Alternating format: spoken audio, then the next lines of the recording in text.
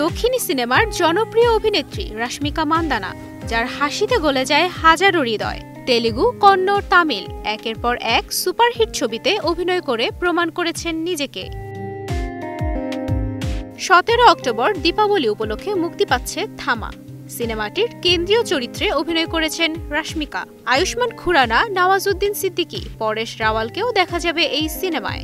আদিত্যের পরিচালনায় থামা নির্মিত হয়েছে কমেডি, রোম্যান্স আর হররের মিশেলে। ছবিতে রাশমিকা অভিনয় করেছেন তাদাকা চরিত্রে। অন্যদিকে আয়ুষ্মান খুরানা থাকছেন অলোকের ভূমিকায়, যিনি মানুষের আশা ভরসার শেষ প্রতীক।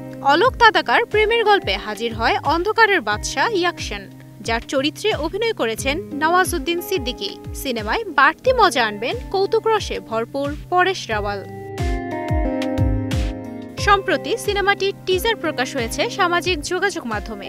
এরপর থেকেই আলোচনায় আসে রাশমিকার নতুন লুক। খোলা চুল আর তীক্ষ্ণ দৃষ্টিতে যেন ফুটে উঠেছে রহস্য।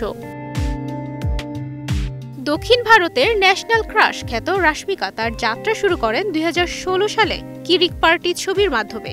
এরই মধ্যে বলিউডে অভিনয় করেও কুড়িয়েছেন প্রশংসা। তার সাবলীল অভিনয়, প্রাণবন্ত এক্সপ্রেশন আর সৌন্দর্যে মুগ্ধ দর্শকরা।